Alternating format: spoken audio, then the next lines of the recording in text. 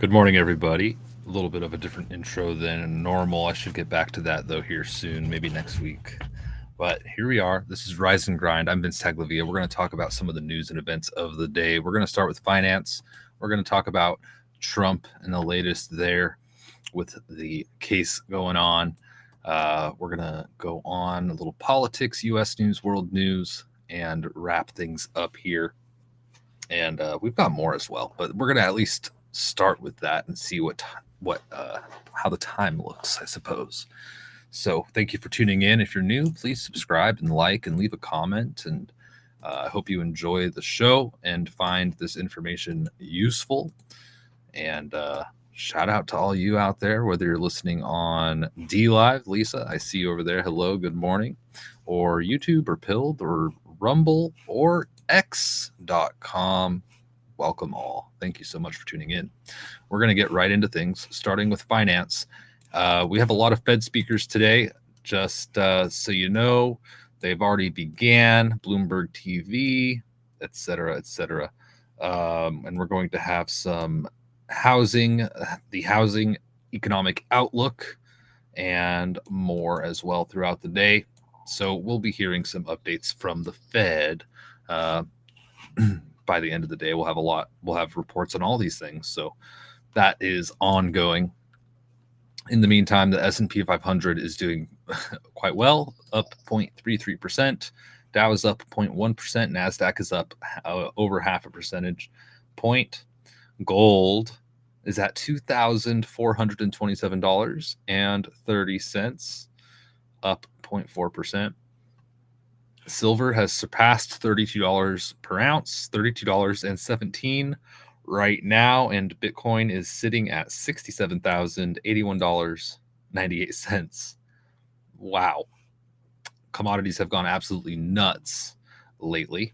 That's for sure. I'm just looking at silver. My gosh, wild stuff, you guys.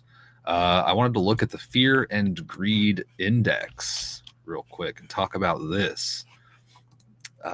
So check this out. The Fear and Greed Index. Stock market hits the highest level of greed since April 3rd, bar chart reports.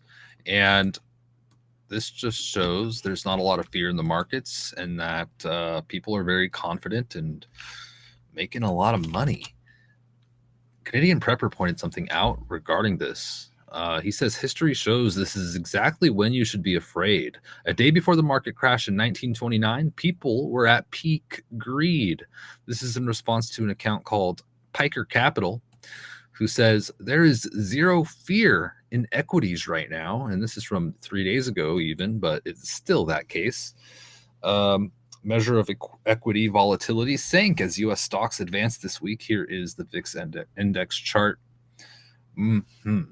So let me give you a bigger view of this, by the way, so you can see all the way back prior to 2020 there. Yeah, so this is from 2020 to 2024. Just an interesting little factoid there for y'all. Fear and Greed Index, an indication, one indicator, okay, of many that things may not be great. We'll just have to wait and see how this all unfolds, though, won't we? I'm going to jump to the chats real quick before we continue on.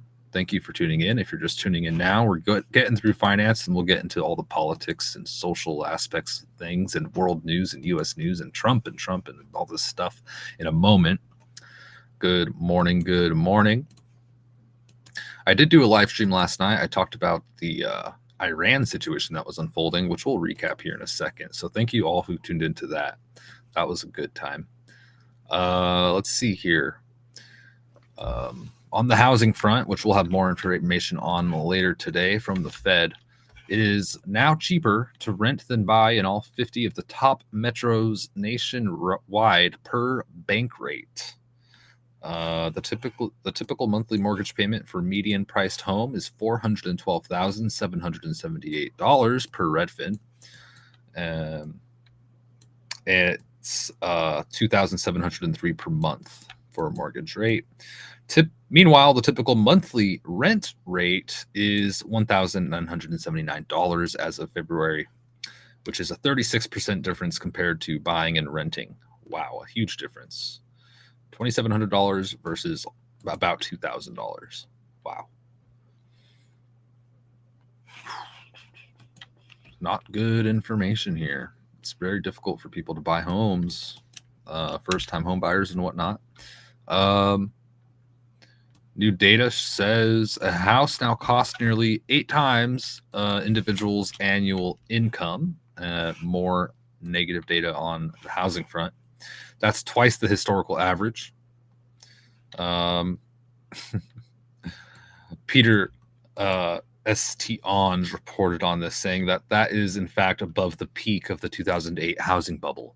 Just to put things into perspective, we are in the midst of something quite large, although some people might not realize it. He writes that you add on soaring mortgage rates and the interest paid on the median home, and the interest paid on the median home went from $150,000 pre-pandemic to over $500,000 in interest alone. So you're paying a much more for a home interest-wise, due to the rates, obviously. Hi, Kai. Good morning to you. Thank you for tuning in. I appreciate that. Thank you very much. Hello, Energy. Thank you for tuning in. I appreciate you. It should be good. The stream should be good on Pill. If you might need to refresh or something, I could see it. I'm so yeah, everything seems good on my end. G. Thank you for tuning in. Hi, Infinity. Listening in and rocking the workday, Kai. Good. Have a great day. I hope it's all going well. And I'm glad you're getting an opportunity to multitask and catch up on the news at the same time. It's kind of cool. All right, onward here. Let's talk about Apple. Apple's cutting the iPhone 15 prices. Yay, except not yay, because unless you live in China, because they're doing that in China. The price is going down by 20% because the demand is waning. Kind of a trend that I noticed this morning, because we have Target also to lower prices, which does affect you if you shop at Target. I don't remember the last time I shopped at Target. I don't think a lot of you do either. But regardless, Target is to lower prices on about 5,000 basic goods as inflation sends customers scrounging for deals. That's the headline by AP News. I think that inflation and people maybe pinching pennies a little more and things isn't the only reason Target might have to lower their prices in order to try to get more business, more sales. I think that a lot of people are still boycotting Target because they don't agree with their business practices. So I think Target has bigger issues at hand, although I think lowering their prices probably will help at least move some product or get people in the door to see these sales or whatever, have competitive prices in the marketplace. But Target's lowering prices. How about that?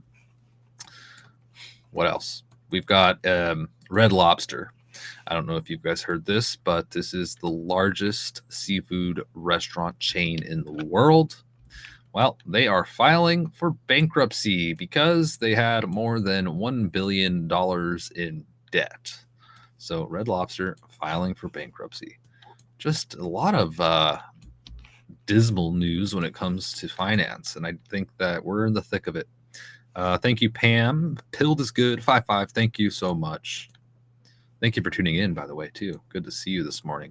Thank you for that confirmation there. All right, guys. Yeah, a lot of dismal information when it comes to finance, and I think it's going to be a long road ahead. Let's just say that. What do you guys think? Andy Cap. Good day, Vince. Well,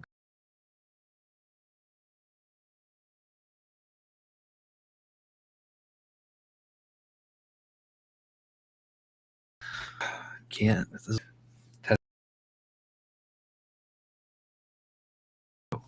I think I'm back. Hey, good day, Vince. Andy Cap says, thank you so much, Andy, for tuning in. Sorry for that brief interruption there. Okay, let's move on. Continuing on, we're almost out of finance. We'll talk about Trump, and that's really juicy. The stuff coming out, breaking on Trump this morning. But first, the U.S. House will take up a critical vote to protect consumers coming up soon. I saw this ad. I thought it was an ad. Yeah, I think this was an ad when I saw it. Maybe the ad campaign expired.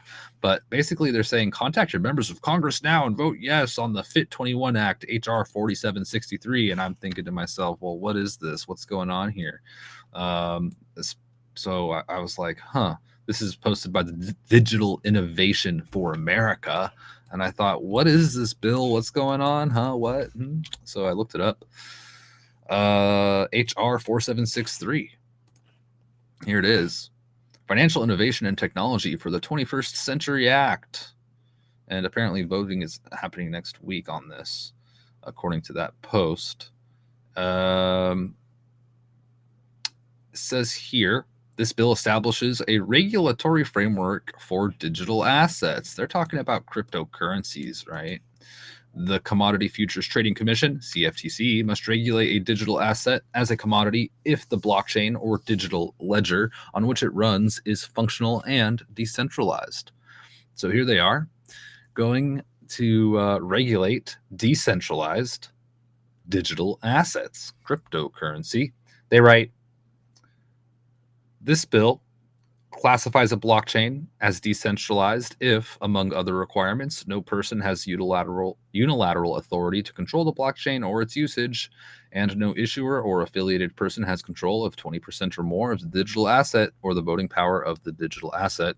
In addition, the bill provides the CFTC with exclusive regulatory authority over cash or spot markets for digital commodities.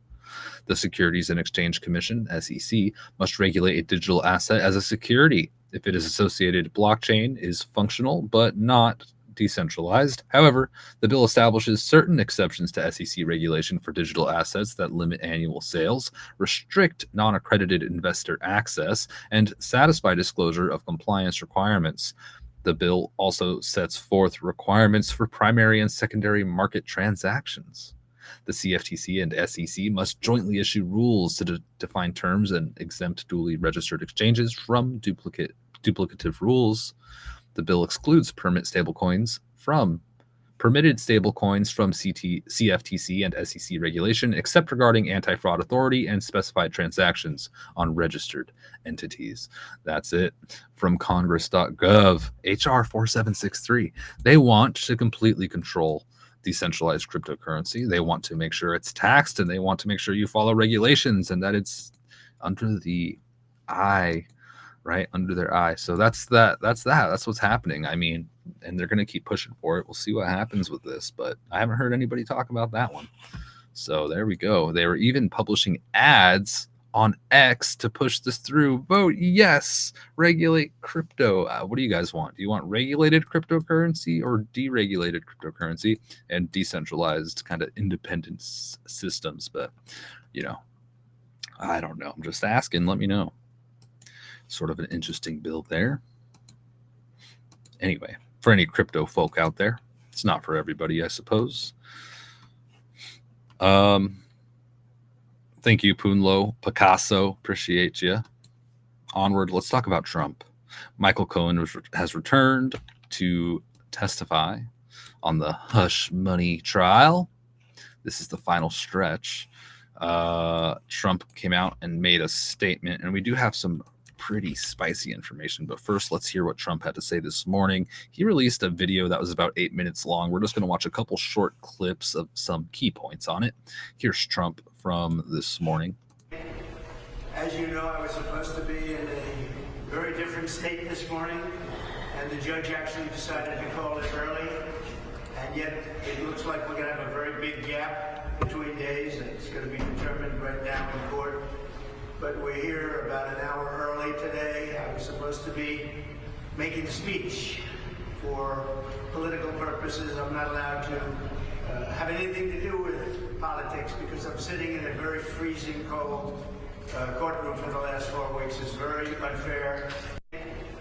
I was muted there. Yeah, he says it's very unfair. He makes remarks about the cold courtroom. And he also had another statement that was cut from that same entirety, or another statement here from Trump on the judge.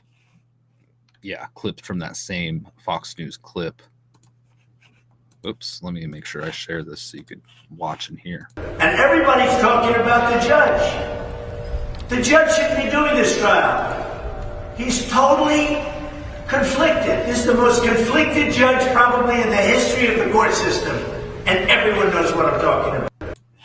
So there's Trump going on about this case, and it is unraveling. These cases continue to unravel. It blew up in Fani Willis's face and everybody else's. All these cases, they're pushing, oh, we're going to arrest Trump, we're going to arrest Trump, and then they're just unraveling as they progress. Today, breaking, Michael Cohen admitted he stole $60,000 from President Trump.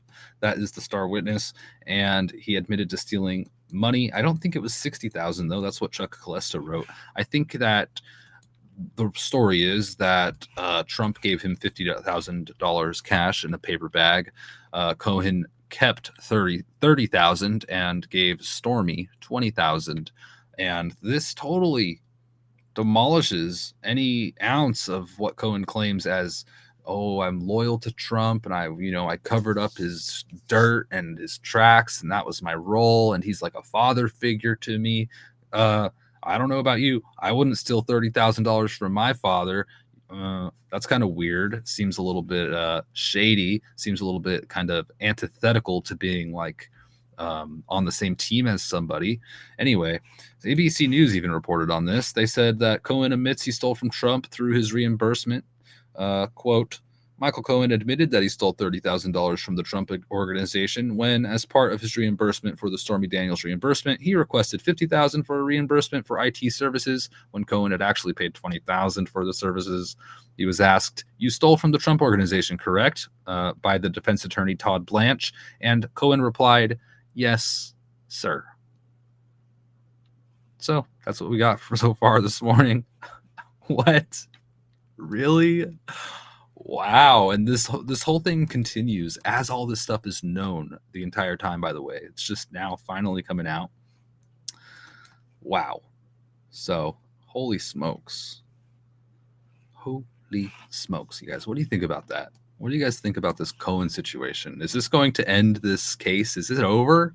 This definitely is not good. I mean, I keep hearing Trump's going to be arrested. You guys just wait. But there's no indications of that aside from all these lawsuits, which, Trump says they're all just witch hunts. There's nothing there. There's no crime.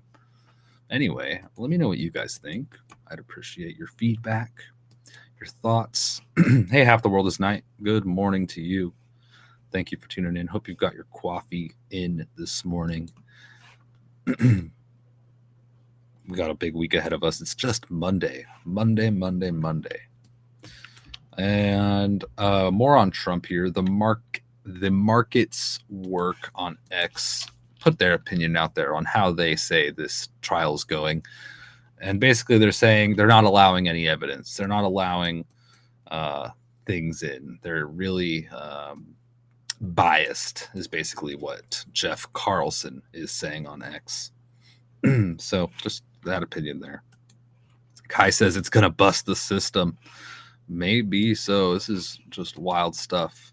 We'll see. I mean, we'll see how this develops. I like to see what people say and, the little conversations going on online. But this is pretty fresh news, so I haven't read through much of the conversations going on. But we'll get there, that's for sure.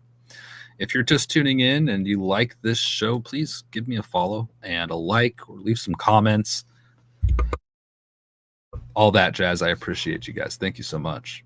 We're going to continue on, talk a little bit about some social stuff, I guess you could call it. I saw this report that 7 convenience stores in Los Angeles and Orange counties were robbed Monday morning. Obviously, this is California. And so there's just a string of robberies, just highlighting the crime here. Unlimited L's posted this. One employee estimates at least $500 when it's inside the 2 registers at 7-Eleven on Artesia Boulevard in Lakewood. We have a video here from ABC 7. Let's hear what they had to say. Take a look at your screen. You can see what appears to be an orange SUV pull up to the 7-Eleven. 4 suspects jump out and then run into the store. Your typical robbery. The suspects jump over the counter, they rob it, and then they run off and drive away. California. So I'm sorry to laugh. There was a funny comment there. I'm not laughing at crime, obviously. So another interesting thing I saw as it relates to crime. This time it's a fake crime. This was reported by CBS. And this is just, I've never heard of such a thing. I want to share this with you guys. This is from CBS News. Video Chicago. showed two masked men in all black walk in. The clerk and other customers handed over their wallets and belongings. Then one suspect fired a shot, injuring a 26-year-old employee. In January of 2023, police in Lake Villa said this suspect did the same thing in a liquor store there. But according to this newly filed federal indictment, both incidents and about a dozen others were staged in order for the victims to be able to obtain a special type of visa available to crime victims. Here's how the scheme worked, according to the feds. 6 people are charged with organizing and participating in staged armed robberies. These would take place at restaurants, coffee shops, liquor stores, and gas stations across Chicago and the suburbs. Video showed 2. That's right. Okay, what is going on? My goodness, is my camera, is something wrong here? Look at this. My goodness. I apologize. Look at what we've got here. I have an issue. Give me a moment, but I think my audio is still coming through. Oh my gosh, what is going on? Give me a moment while I fix this, you guys. I'm going to just do a quick break. I'll be right back.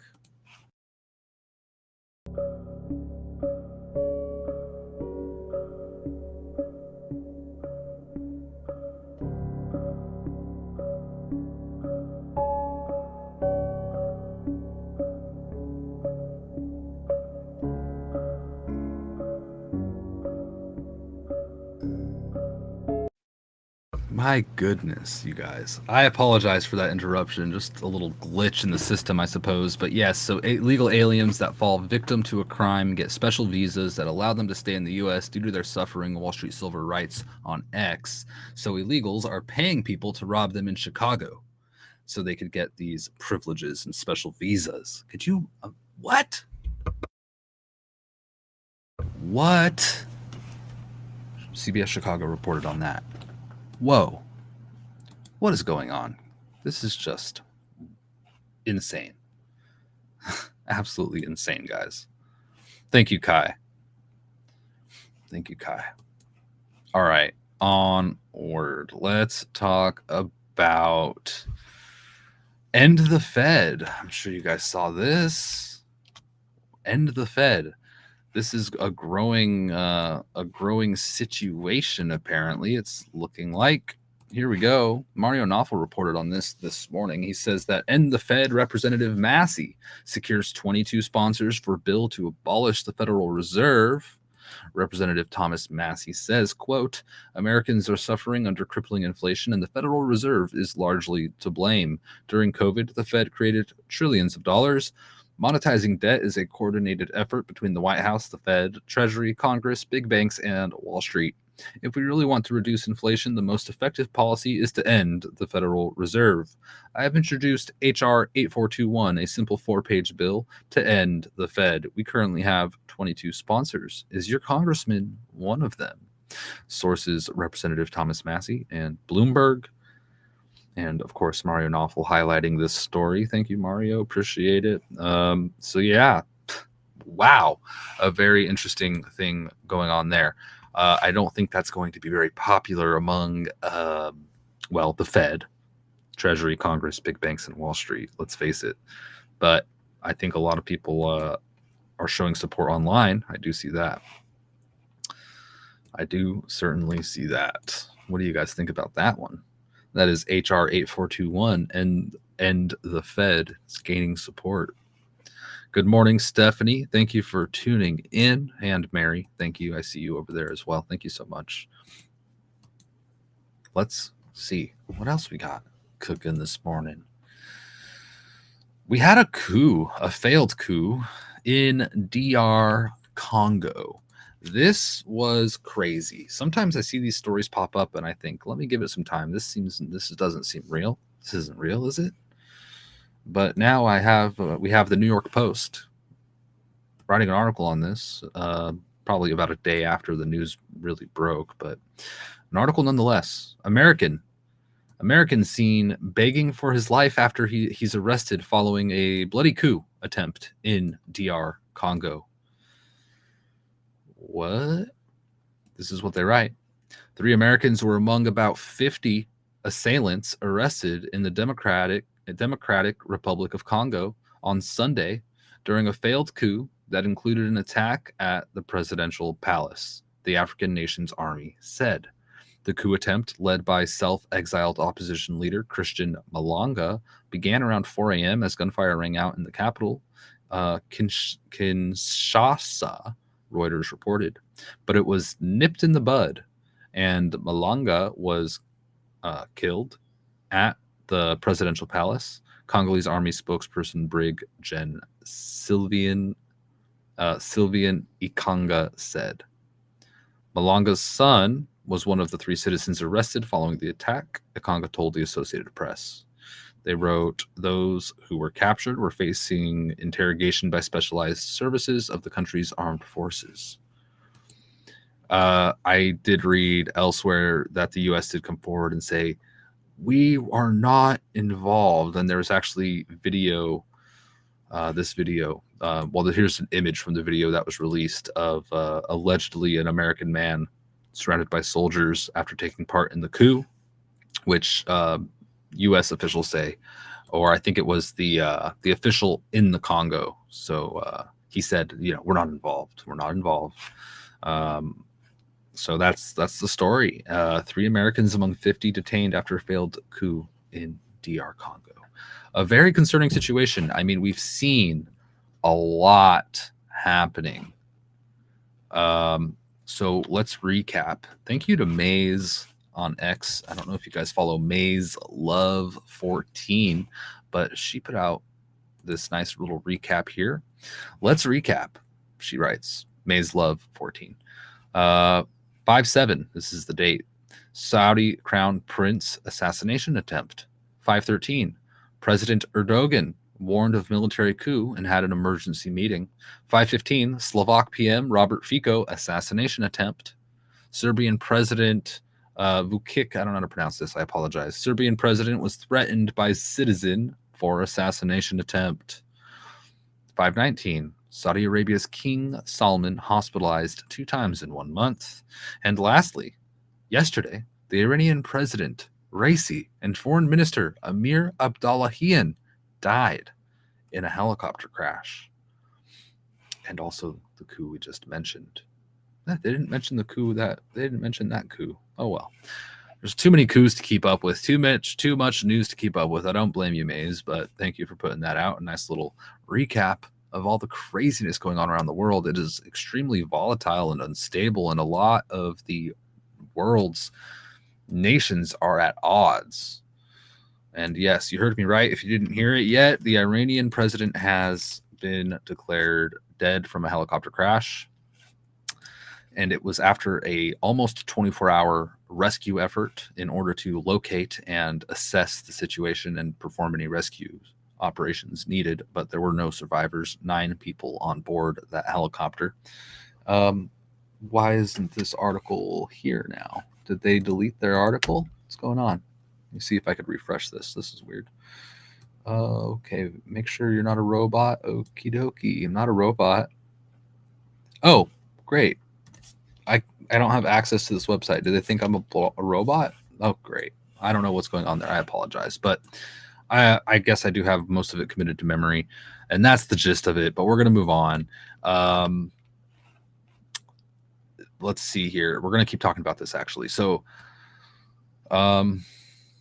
yeah. So Iran's supreme leader, Ayatollah, assigned the vice president, Mohammed Mokber, to assume interim duties after President Raisi's death. And this will be, I believe, just for about a month or 2, month and a half or something, and they will hold elections again. I believe that's how it works. So in the meantime, the vice president is taking over interim duties. Yeah, I guess that's what that means, interim duties. So like a temporary position filling in there until they have an election.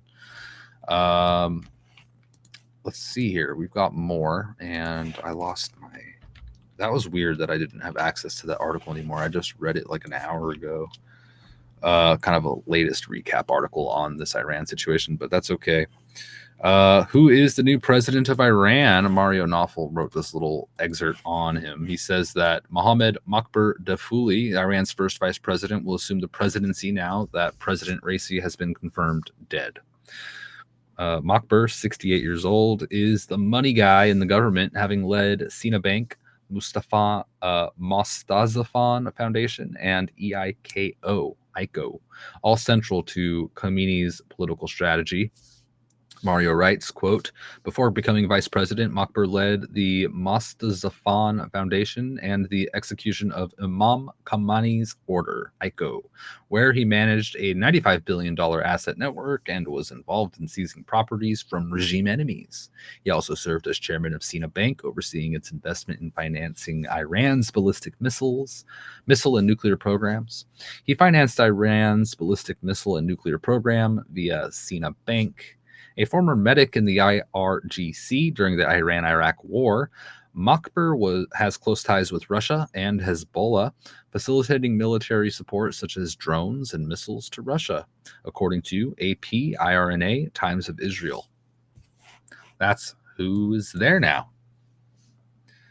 Kai, Fed needs at least a massive overhaul. Yeah, I think there's definitely some room for improvement there. Yeah, I would say so.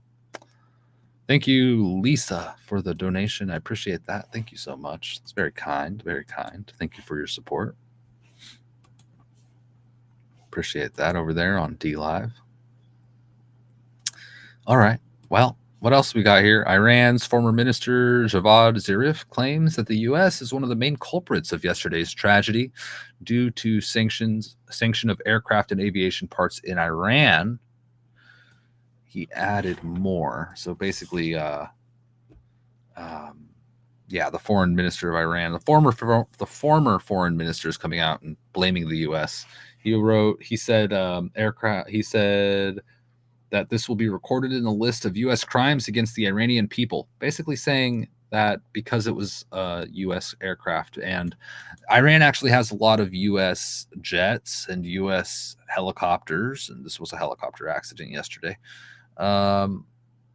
So anything that goes wrong is now automatically going to be pinned on the U.S. I'm not saying the U.S. was or wasn't involved. Of course, I don't know. The official story is it was an accident and it was poor weather because of fog and low visibility and that they hit the mountain.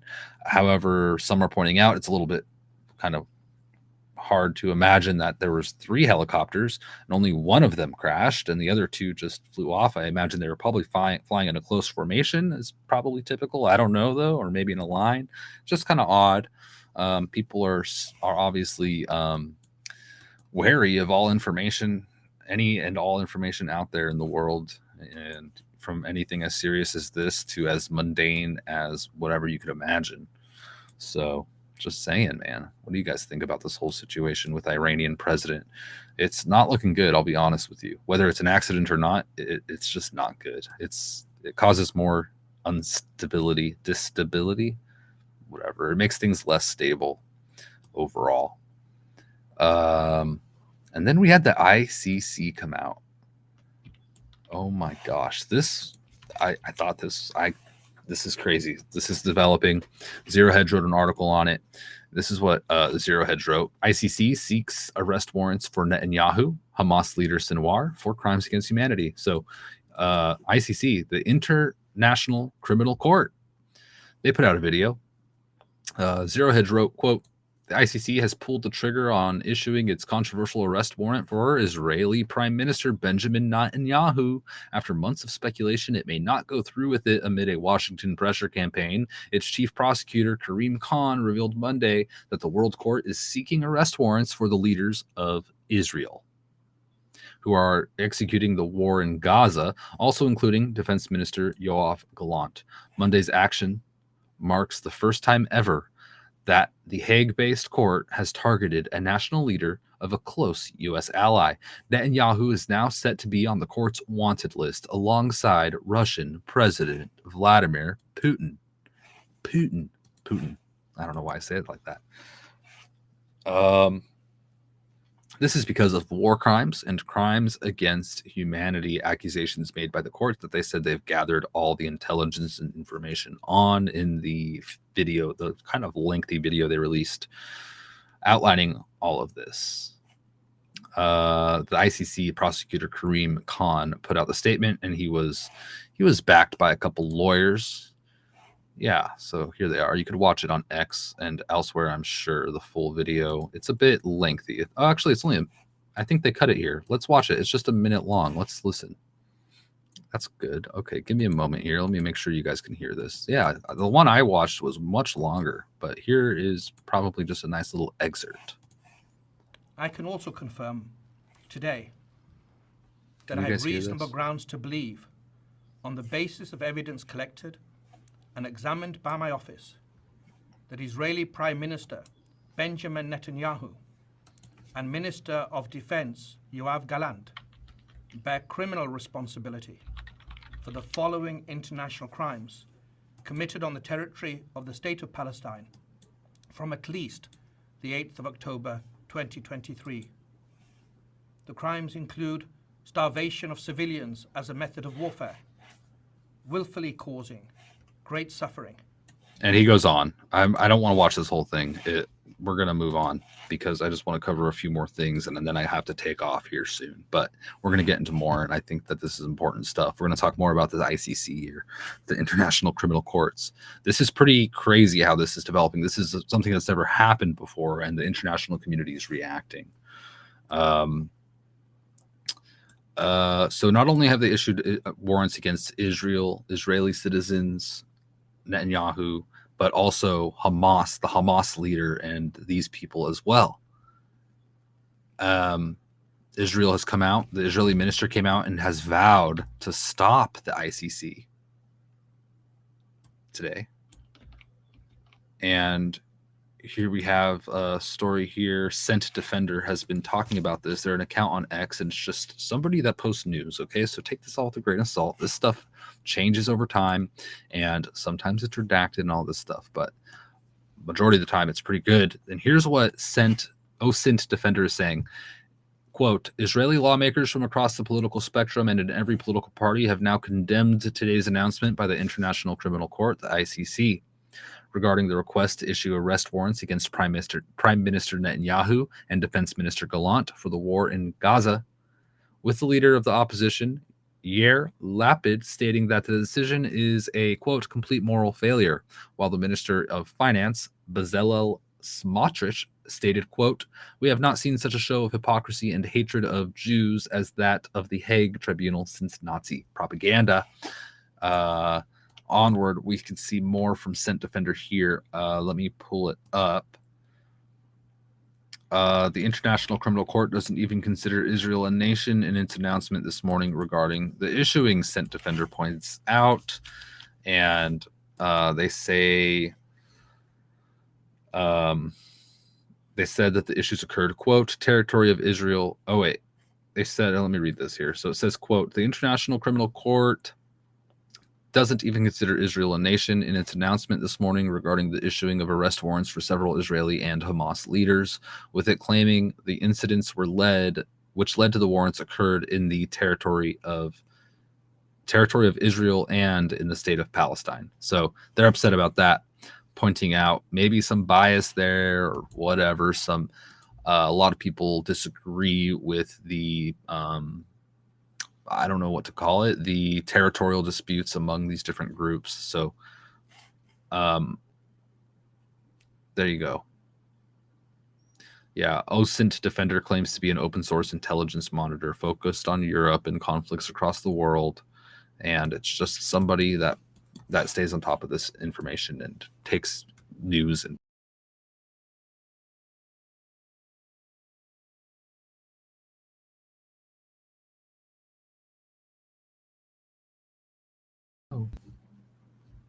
testing. Here we go. A couple more things from them. Testing. I have a little bit more to talk about. Come on. Test. Okay. Sorry about that, guys. The Austin Defender also said that this is going to be the end of the ICC because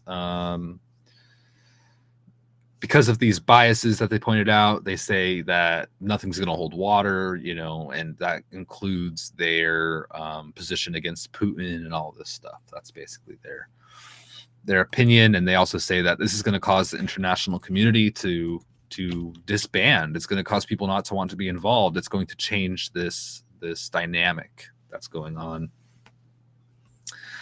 Yeah, so they said that previous arrest warrants for war criminals like Putin are going to be considered null and void. Obviously, this is biased reporting. I mean, what isn't out there? Everything's biased somehow, but we're just looking at what's out there. Take it, leave it, whatever you want. Leave your comments on all this stuff. If you're watching after the fact, please do. I go back, I check all those out, and I appreciate the feedback or the opinions. So please do comment. Follow if you're new, and hit the thumbs up or whatever is on where you're watching. That is equivalent to a thumbs up, I guess. Anyway, let me just go through, see if there's any last couple things we want to talk about. I know there's a lot I want to talk about, but I have to take off here soon. But news on the Slovakia prime minister. He is no longer in a life-threatening condition after his assassination attempt. So Gateway Pundit reported that he is approaching a positive prognosis.